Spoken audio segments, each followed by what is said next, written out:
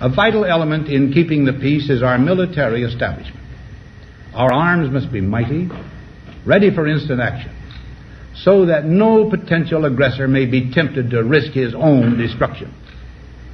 Our military organization today bears little relation to that known of any of my predecessors in peacetime, or indeed by the fighting men of World War II or Korea. Until the latest of our world conflicts, the United States had no armaments industry. American makers of plowshares could, with time and as required, make swords as well. But we can no longer risk emergency improvisation of national defense. We have been compelled to create a permanent armaments industry of vast proportions. Added to this, 3.5 million men and women are directly engaged in the defense establishment. We annually spend on military security alone more than the net income of all United States corporations. Now, this conjunction of an immense military establishment and a large arms industry is new in the American experience. The total influence, economic, political, even spiritual, is felt in every city, every state house, every office of the federal government. We recognize the imperative need for this development, yet we must not fail to comprehend its grave implications. Our toil, resources, and livelihood are all involved. So is the very structure of our society. In the councils of government, we must guard against the acquisition of unwarranted influence, whether sought or unsought, by the military-industrial complex. The potential for the disastrous rise of misplaced power exists and will persist. We must never let the weight of this combination endanger our liberties or democratic processes. We should take nothing for granted. Only an alert and knowledgeable citizenry can compel the proper meshing of the huge industrial and military machinery of defense with our peaceful methods and goals, so that security and liberty may prosper together.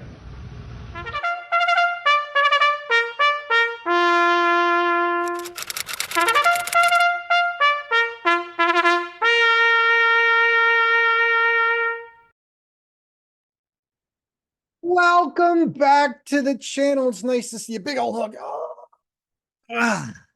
All right, you're back. I'm back. We're back. And today we're going to be talking about the military, the United States military, this very wonderful thing that we have on our flag with all these stars and stripes. The stripes resemble the blood and the sacrifice of all of our ancestors in current and former military who gave their lives to defend this flag, to defend this country. And all 50 of those stars represent all of our states. So why are we talking about this? Well, it's a major issue, and we were talking about it when it come up in the upcoming election. Let's go ahead and dive in to the current problems that are facing the military, the current problems that are facing our government, including the expenditures for the allocation of all of our funds to the military. So with no further ado, let's dive right in. Now, these statistics are according to the most latest budget for the years ending in 2023 as well as 2024, and then the perspective of what we're looking at in 2025. Now, you got to keep in mind that when we're looking at the budgets that we as a country are allocating versus what other countries are allocating, we are way above what other countries are spending when it comes to their military. All right. So just to give you a comparison, right? Let's take a look at, I'll show you the differences. Let's take a look at the military spending. So of course, this is Wikipedia, so it isn't always perfect, but you know what? I'll tell you what, they do a pretty good job of keeping things up to date. So let's take a look. The United States, $812 billion annually. That's not just one time. This is annually, every single year, coming out of our treasury, which we've already talked about before that on previous episodes. The United States is spending $812 billion a year on the military spending. Whereas if you look at China, they're spending about 300 billion, and Russia is way below that at about $72 billion. So we, as a country, are trying to sustain a huge military industrial complex that was warned against us in the 40s by Eisenhower, who said he was warning us against the temptation to have a large military industrial complex. And that's what he was warning against, because he realized that there was so much money being spent as a country on all of these military, all of the World War II expenditures for the military. Companies that made bullets, beans, and bread, they quadrupled in their profits. I mean, those companies absolutely exploded, I guess, pun intended, in profits, because obviously they were supplying bandages, bullets, and, bayonets. So that's a huge amount of a temptation for any government to watch how even private businesses who get contracts through our government to become part of the military industrial complex. It's a huge temptation. So that's a lot of money, right? I mean, if we just think about that, pause for a second, take a look at how much we're spending every year. It's almost $1 trillion a year. $1 trillion a year on military spending. And that's what we're looking at for the upcoming 2024 and then 2025. It's going to increase by about 75. Well, I don't know the exact numbers, because I think we just looked at it here. We just saw it here. They're right there. And that's what we were looking at. And that was 2022. It's just incredible to think that our country could try to sustain that large of a military. Is absolutely outrageous. How did we go from a militia-based revolution in the Revolutionary War to now spending almost $1 trillion a year in military? It blows my mind. It absolutely blows my mind, because we're basically spending money that we don't have. We're printing money that we don't have, and we're spending what taxpayer money does come in, almost $1 trillion a year on military. Listen, I'm a veteran. I'm a disabled veteran, 100% service connected. And I'm telling you that this is outrageous and unsustainable. You can't have an active military that is spending this much money every year and expect to have any kind of long-term prosperity as a nation. It's impossible. It's impossible to sustain this unless, of course, you keep using slave labor, unless, of course, you're shipping out all of your manufacturing to other countries, third world countries that are willing to print and produce your goods at an affordable level for a period of time. But what happens is, and I've already said this in a previous podcast, once those countries develop to become first world countries, they're not going to want to keep this disequilibrium in the cost of their labor and the quality of the goods. It's not going to continue. So then what do we have to do? We as a country in the United States, to try to manufacture these goods in the United States, we have to try to come up with some other way, because we can't afford to actually pay the laborers what they're worth in order to keep the cost of our products down, so that we can somehow continue to spend $1 trillion, almost $1 trillion a year in military spending. It's outrageous. So that's problem number one, right? Is the level of, just simply the numbers of what we're spending on military every year. It's absolutely outrageous. Now, we could break that down, and we could look at the breakdown of, how much does military personnel cost, including the training and their housing and all that. And we could look at, military aircraft, engineering, all that stuff, the shells, the bullets, everything. We could look at all that. We could break all that down and try to, take a look at the minutia of it all, but that's ridiculous.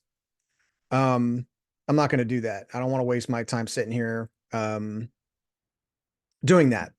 And then we also have an additional problem, and we have this invasion of gender ideology that has absolutely torn through the military now, where if you look at the policies that President Biden tried to put in place to normalize gender dysphoria, first of all, let's take a look at, because I want to be fair.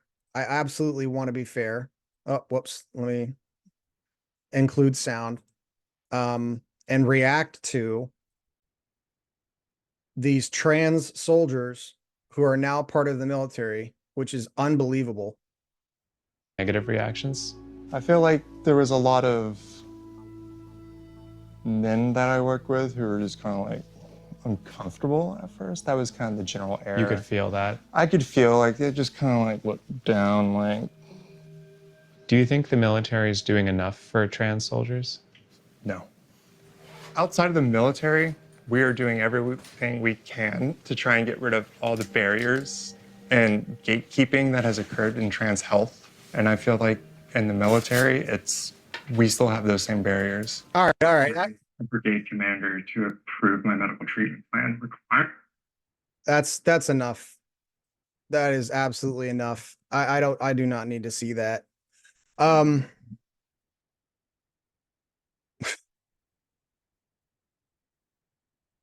Okay. Here's what we need to do, because what the devil says, or what the Bible actually says, is that individuals, men and women, have exchanged the truth for a lie, right? To do what ought not to be done. All right, let's take a look at that. I'm gonna type this in.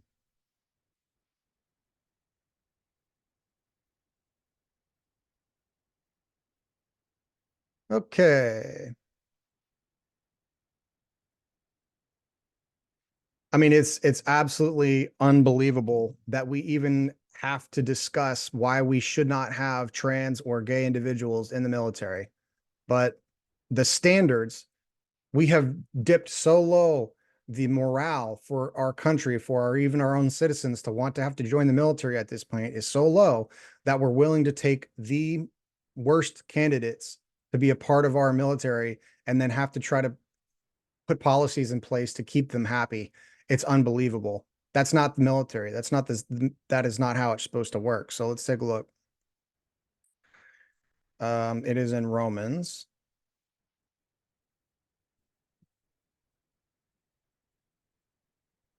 All right. So here's what it says.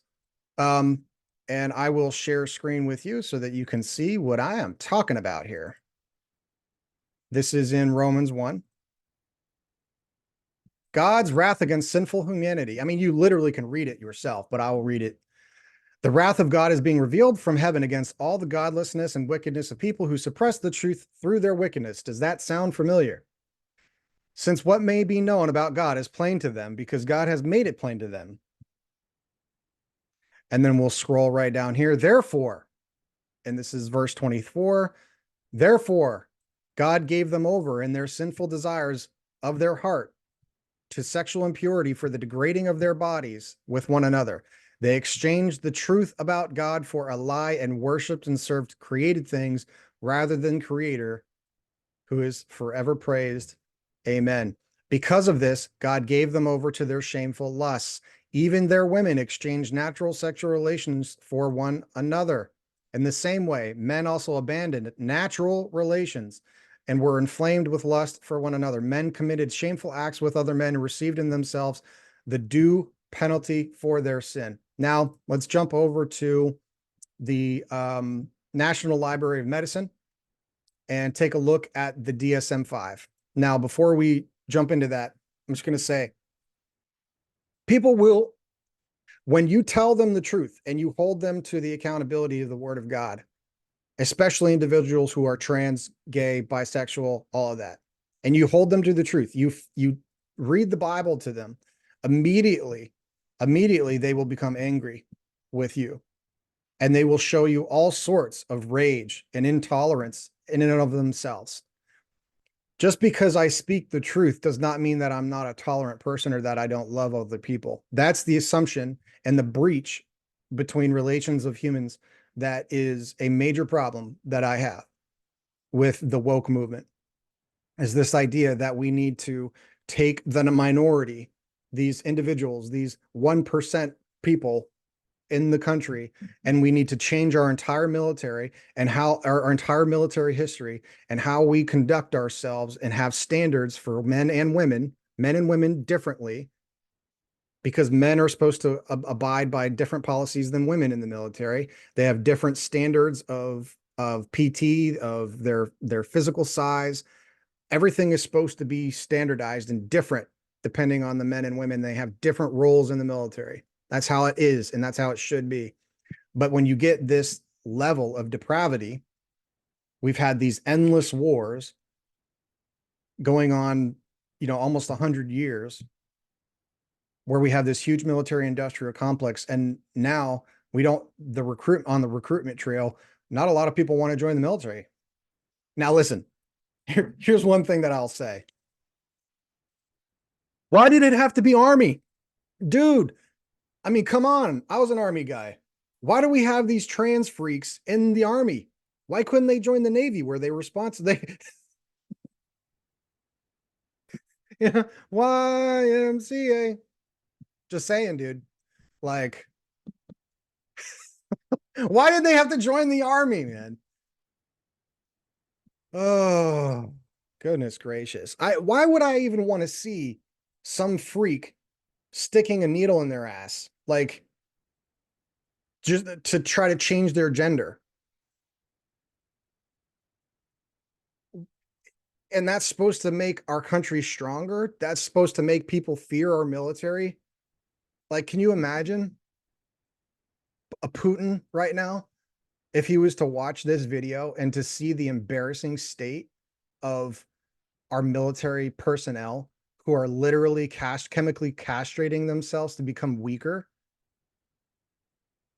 I mean, dude, if I'm Putin right now, I'm laughing. I'm absolutely laughing at the state of the United States military personnel and these ridiculous policies to try to normalize an actual mental health disorder. Do you know that transgender is actually a mental health disorder? Did you know that?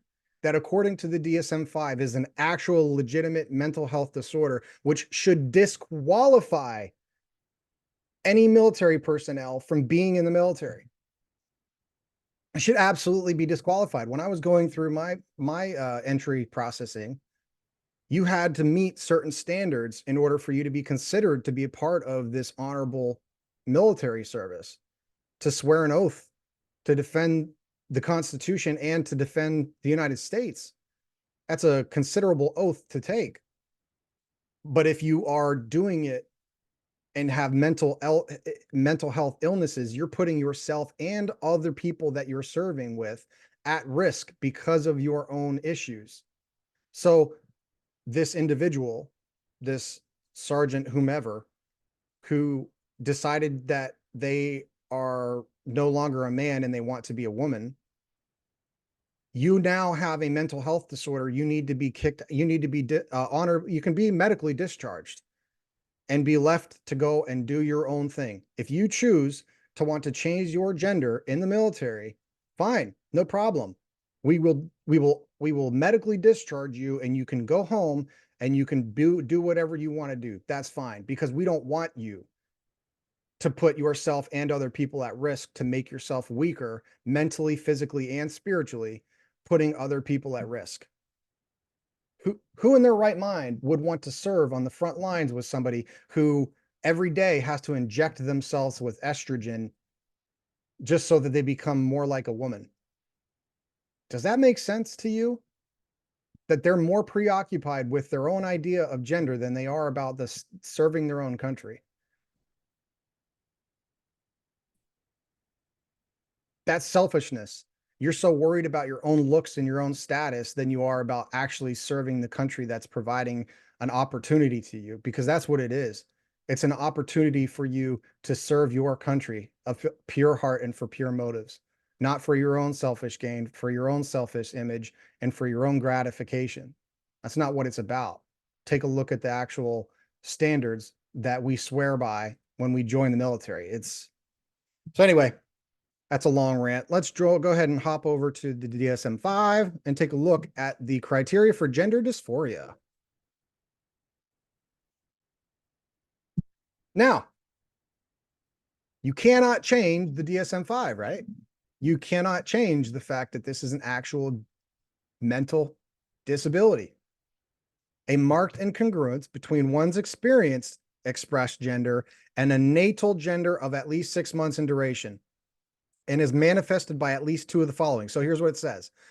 Basically, if you meet any 2 of these 1, 2, 3, 4, 5, 6 criteria, then you are considered mentally disabled. That's what it says.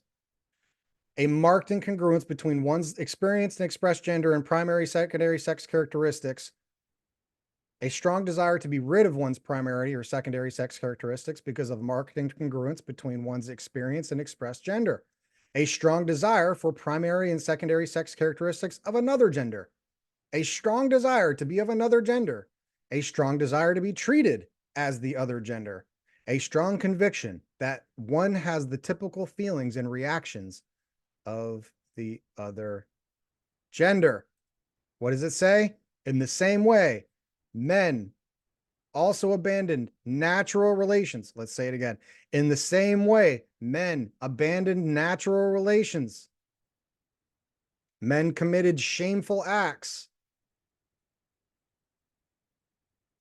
Furthermore, just as they did not think it worthwhile to retain the knowledge of God, so that God gave them over to a depraved mind, so that they do what ought not to be done. Now let's go back to the DSM-5, right? Let's take a look. A strong conviction that one has typical feelings and reactions of the other gender. A strong desire to be treated as the other gender. Does that sound like a depraved mind to you? Yes. That means if you are trans, you have a mental disability. You think you are another gender. You have a medical and mental health issue. You should not be in the military at all. You need to go to your commander and you need to go seek a medical discharge so that you can go back home and go seek medical treatment. If you truly want to chemically castrate yourself and act as if you're the opposite gender to which you were natally assigned between your chromosomes, XX and XY, if you think that you should be a woman and you have a penis, then you need to get out of the military right now, or you need to go join the Navy.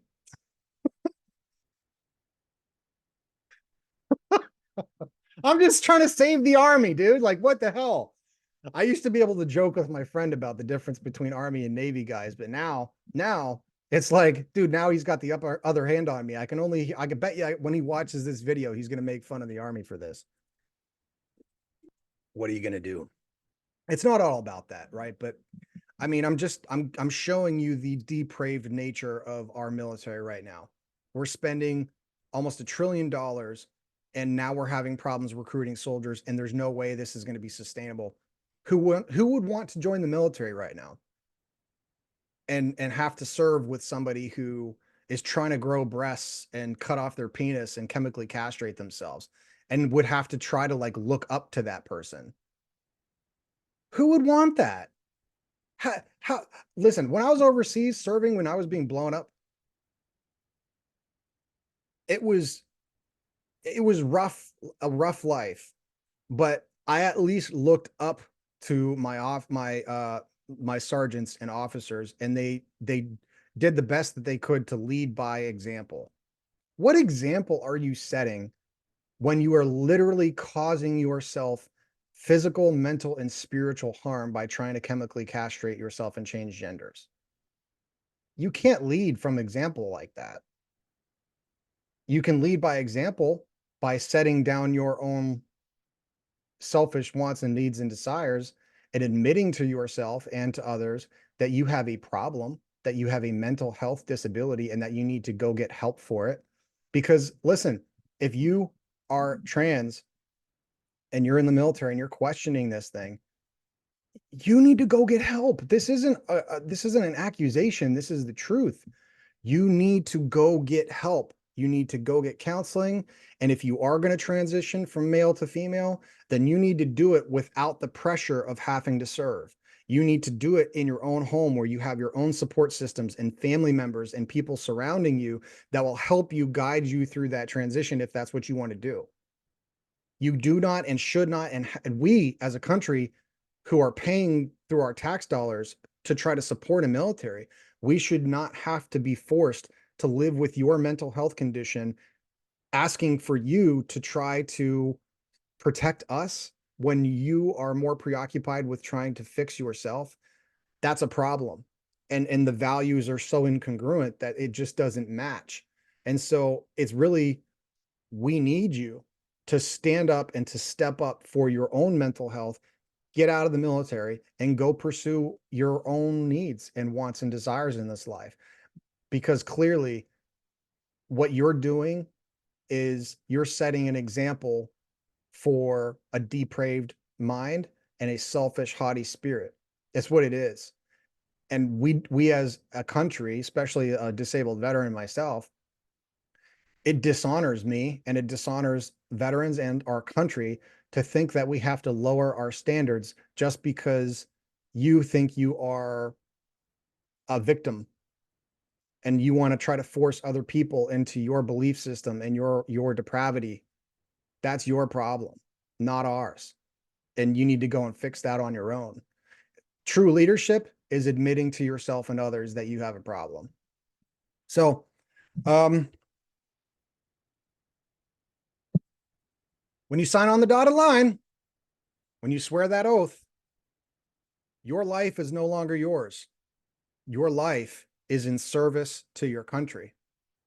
And whatever they tell you to do, even though I disagreed with it, I got called to active duty on my own birthday, December 19th.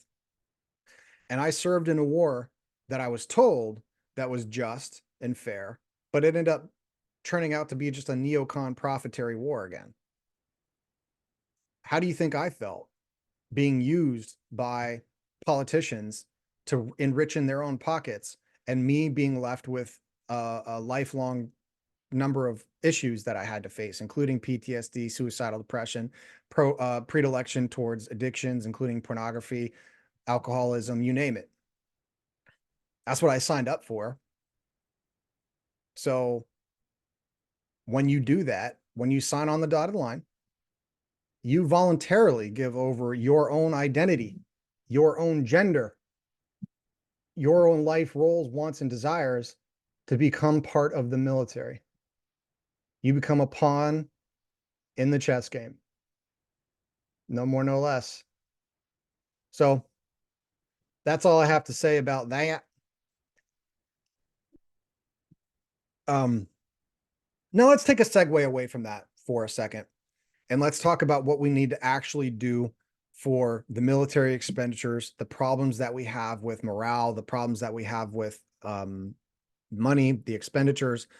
And let's take a look at what God, when I'm talking to God about this, what can we do to actually improve the quality of our military, to stay strong as a country, but to also show and demonstrate to other countries how we should be operating as a country with such a large military. So I wrote these down. The number one thing that I think we need to do as a country is to reduce the number of active duty soldiers in the United States. Now, here's what I mean. According to the 2023 budget request This is a discretionary budget, by the way. The government can use the Department of Defense. It's a discretionary budget, and they can request a certain amount. And the president and the Congress, that we can just say, okay, well, we want to spend 173 billion more than we did last year. It's a discretionary budget. It can change. It can fluctuate. But this is how much we're actually spending on military personnel every year. This does not include veterans benefits. This does not include hospital stays. This does not include housing. This does not include maintenance. This doesn't include TRICARE. This does not include anything else except for just the military personnel pay themselves. That includes active duty and all that stuff. This is what this is costing us. It is costing us $167 billion and a half dollars a year. So $167.5 billion every year we're spending on soldiers, on military personnel. Does that sound sustainable to you? Does that sound like something that's wise? I don't think so. And so when I asked God about this, when I was talking to him about this, and he was showing me, and I was like, okay, that makes sense. What he drew me to is he drew me to this idea of national or state sovereignty, that each state in and of itself is sovereign, and each state needs to be considered its own country in essence. And the United States is when each one of those states is whole, healed, separate, can offer themselves to be a part of a greater whole, which is the United States. So each state should be responsible for recruiting their own soldiers, for enlisting them, for training them, and then for paying them. And this is why I keep going back to this idea of state sovereignty, because each state has its own net gain and net losses every year, their own budget based off of taxes. Okay. And natural resources and government lands and all that, subsidies and all that kind of stuff. But you understand what I'm saying, that each state has its own balance sheet. And so let's say, for example, if we were to lower the number of active duty military personnel from, let's say, 300,000 soldiers, and we were to cut that in half and make it 150,000, or let's go even lower than that. Let's say that we put it on a skeleton crew basis and only offer 50,000 active duty soldiers. That would cut down our costs by almost half, if not more. So, and I present that to you as this idea because if you think about why the National Guard and the reservists are so important, because they are in essence the concept of a trained militia. It does not make us, and I was part of the Pennsylvania Army National Guard before I got activated for the War on Terror and served as an active duty soldier overseas. And if you look at the performances of our National Guard and reservist forces, they were just as good, if not better, than active duty military personnel. Why? Because our whole life wasn't wrapped around military service. We enriched our lives, and often most of us, if not all of us, had some type of college education or were pursuing college education like I was. So they have more training, more experience in other things other than just the military, right? They have a life outside of just yes, sir, yes, ma'am. They had their own profession, their own career, their own hobbies that enriched the lives of a military soldier. And when you have other aspects, when we look at this whole health idea that the military is joining up with and coming to the realization that we as a society are not a militaristic society. We're not built off of a militaristic society. We never were. We adapted those things because we had to learn to defend ourselves. But our society is a maritime diplomacy pacifist type of country. That's what we were. That's what we were based off of. We only fought for our freedoms because we had to. Prior to World War I, generally speaking, other than the Civil War, we have been mostly a country that has been growing from development, from industry, from maritime peace and prosperity. That's why we became the gold standard of freedom in the entire world, because our country was not based off of military. And this idea that we have to be this nationalist country and sponsor military is really not true. It's not the true makeup of this country is not based off of military. It's based off of education, of sacrifice, of profession, of working hard, being blue collar, and pursuing our dreams and freedoms. We as a citizen of this country, we will demonstrate the fruit of our freedom by sacrificing that freedom for a greater cause. And yet our government and our war profiteering neocons will use that desire for freedom and turn in that and to skew that and try to make it so that they use us, our own desires for freedom and patriotism, and skew that and turn that into profiteering wars, like the war on terror, like Operation Iraqi Freedom, like Vietnam. Okay. Does that sound familiar? Yes, it does, and it should. And I'm sorry if that hits home for you, if you have to reconsider what your idea of patriotism truly is. Patriotism is truly standing up against tyranny at the cost of your own life and freedom. Who's the tyrant right now? Ask yourself, honestly, who's the tyrant in this world? Is it really Russia? Is it really China? Is it really the Middle East? Are they the tyrants?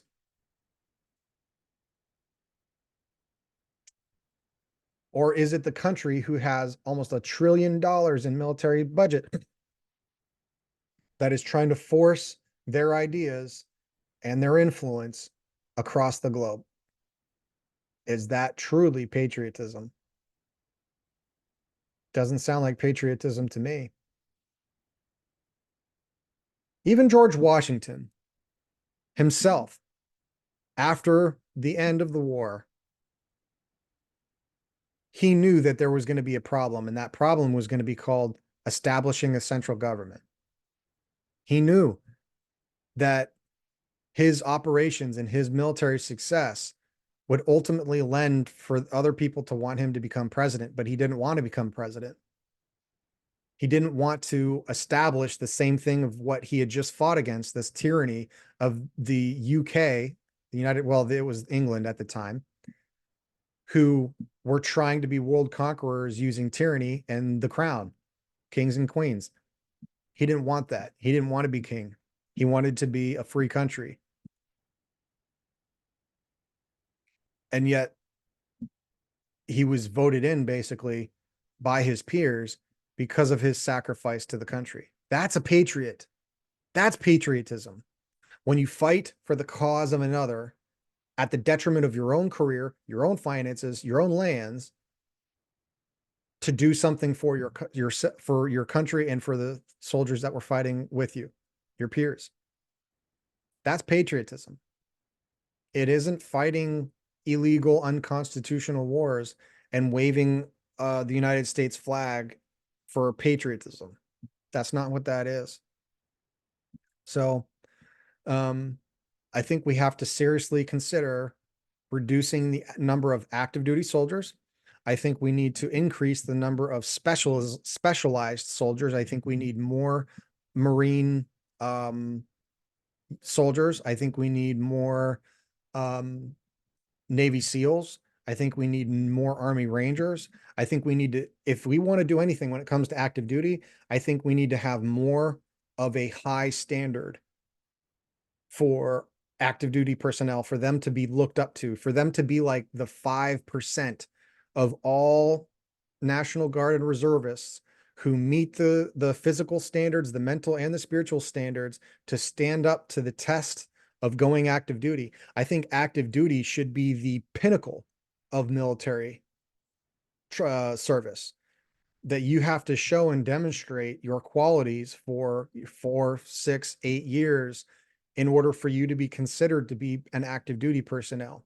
Start out as National Guard or reservists and work your way up. Prove to your command that you deserve the right to be considered to be active duty personnel. And I think in that way, we can weed out a lot of these weak-minded and weak-spirited people who are ultimately falling apart at the seams because of their own depraved minds. You know, when you look at leadership, when you look at the standards of what leadership used to be in the military, it has become so diluted that we can't even really recognize what the difference is between a private or an E3 and a staff sergeant or an E7. You can't differentiate the two. When I'm watching that video of that staff sergeant, all I see is a private. That's all I see. They're confused. They're lost in the sauce. They're victims. And oftentimes when you think about a private at the very bottom, when they join the military, they are like lambs being led to the slaughter. They're like, when I joined the military and I was going through the entrancy processing and we went down to Fort Sill, Oklahoma, and they had this like separate camp for all the newbies coming in, man. And I remember hearing the stories about what it was like to go through something called the shark attack.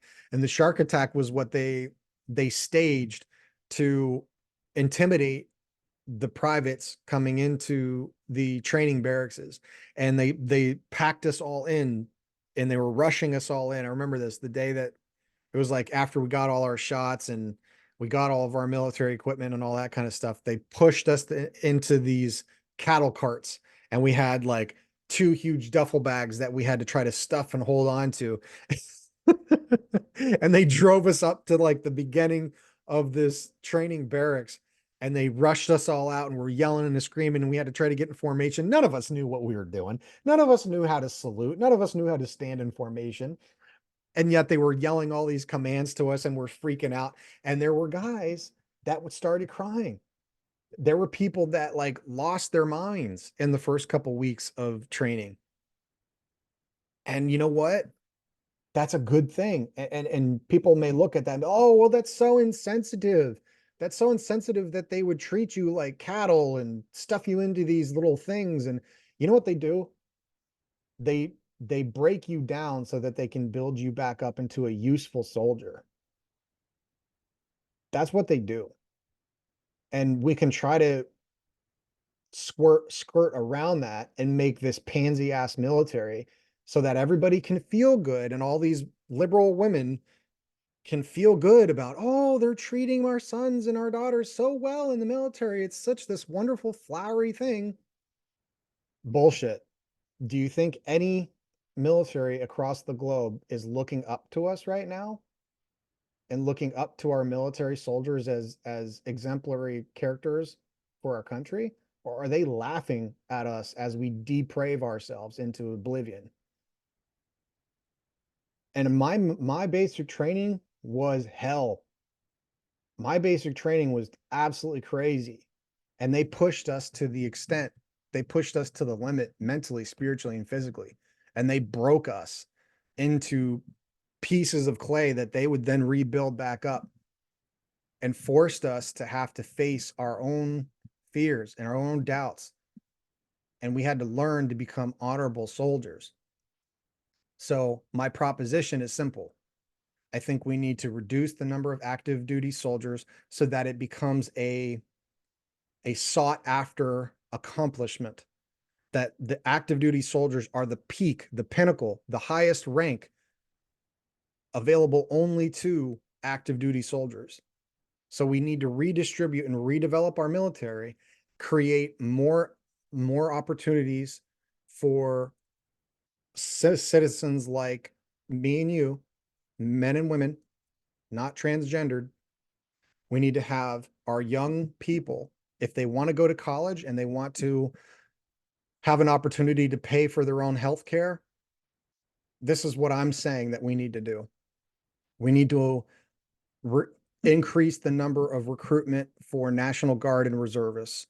Of course, it's going to be by state. So the states that have the highest budget available, actual profits that they can offer to military, that those states would have the opportunity to offer citizens an opportunity at the ages of 17 and 18 to join the military as a National Guard or reservists, and they could join and get the access to the GI Bill to help pay for their own college education. None of that free bullshit, none of that free college shit, because that's a joke. They can get access to TRICARE enrollment so they can be able to pay for their own health care when they're not on duty, because the way that the National Guard works is that you 3 weeks out of the year or 3 weeks out of the month are yours. That's yours to deal with. And then that fourth week, whatever week that is according to the military schedule, then that week is dedicated to 1 weekend a month is dedicated to military training.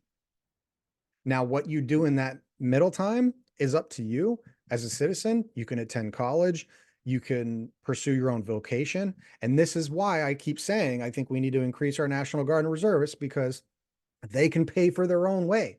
We don't need to have a whole bunch of active duty people that are sucking away our tax money and living off of active duty pay. We don't need that. Why? Because we want soldiers to be able to provide for themselves. We want them to be able to have their own jobs, their own side hustles, their own vocations, so that during the 3.5 weeks that they're not on active orders, they are making themselves into a better person.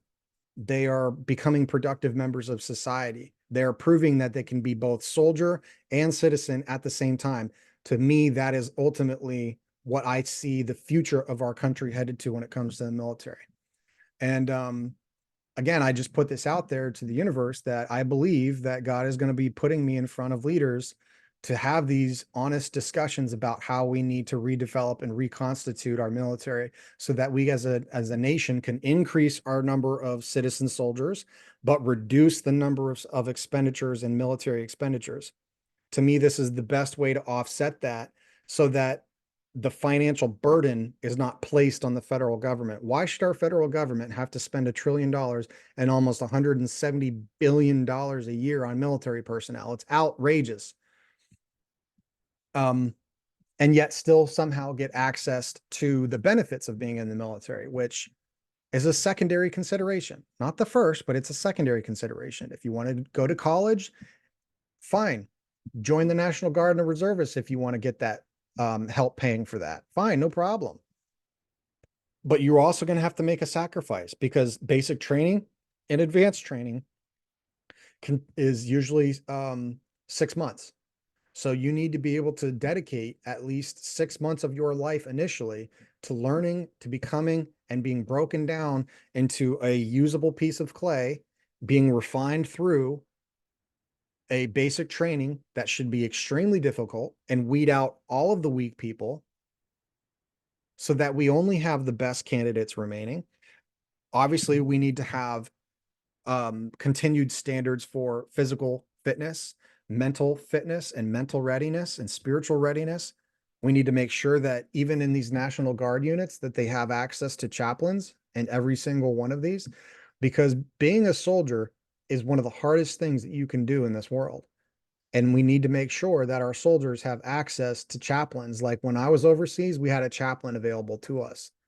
We need to make sure that even these National Guard units have a chaplain in each unit so that these young soldiers who are 18, 19, 20, 21, who are starting to go through college and are being tempted with all these things going on in the world and how the fears that will develop even after they go through basic training, you need to have a spiritual mentor, somebody who will edify and educate and help surround these young soldiers so that they can become the best versions of themselves. Now,